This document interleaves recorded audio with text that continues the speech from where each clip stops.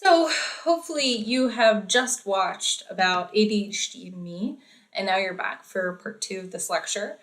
So in this part, we're going to be talking about the course of ADHD and some co-occurring difficulties that may happen. So something to know about is that ADHD changes over time. As we already saw, symptoms of hyperactivity and impulsivity are more likely to occur earlier on in life compared to later. And that's kind of what we're noticing with the typical course, that we have this hyperactivity that occurs. It's only when we get to school age that we start to see these symptoms become problems, and that we see inattention really emerge as the most common diagnoses.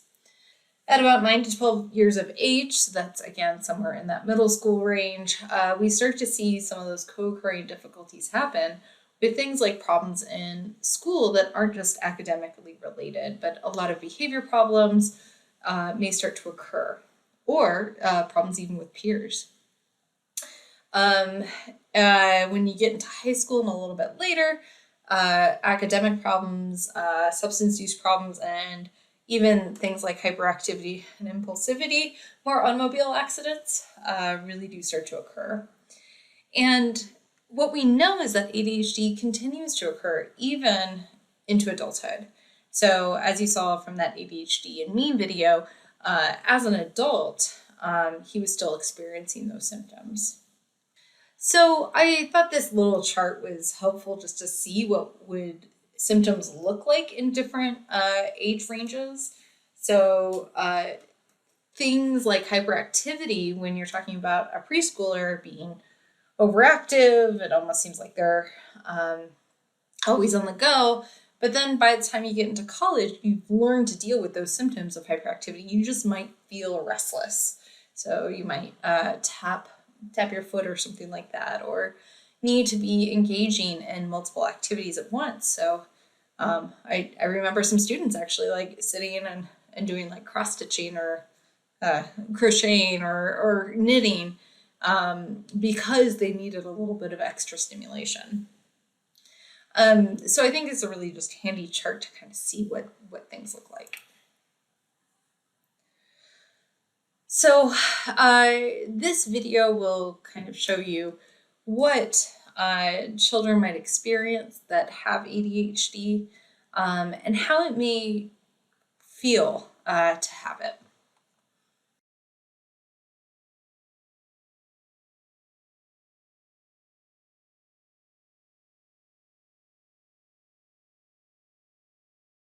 How old are you? 6.5. 6. And what grade are you in? First grade. First grade? Do you like school? Yeah. No. Why do you like school? Because I like to play with my friends at recess. Why don't you like school? Because I have to do a lot of stuff and my little sister's really cute and I want to spend more time with my little sister. How long does it take you to do your homework? A long time or a short time? Usually 5 or 10 minutes. I don't know, sort of in the middle. Do you have a hard time with your homework? Sometimes. How do you do on tests? Good. Well, I usually get A's, but not A pluses, so I don't know. And I almost get every single one right. Well, aren't you still proud of yourself for getting A's? I don't know, I just feel normal. You just feel normal? You don't feel proud of yourself? No, I just feel normal. Okay. Do you have a lot of friends? Yeah. No. How do you feel about having a lot of friends? Happy. How do you feel about not having a lot of friends? Lonely. Do you get invited to parties? Yeah. Not usually. Do you ever get bullied? No. Sometimes. Do you think you are smart? Yeah. I don't know. Do you think you are handsome? Yeah. Do you think you are pretty? Sometimes. What do you like about yourself? How smart I am and how good I draw. I like myself because I like Jesus and God, and they're really important. Is there anything that you dislike about yourself? Nope. Sometimes I be bad, How do you be bad? like giving attitude to my mom.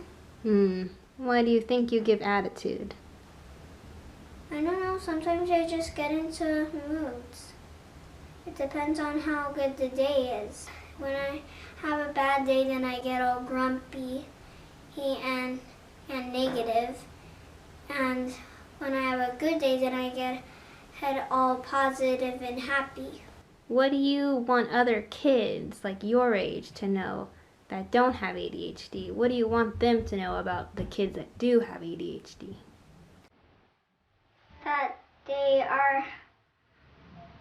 That they are better at listening than them, and that they um and that they could help them.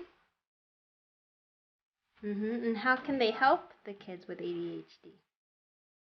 By telling them that whatever you do, it's still right because you tried your best.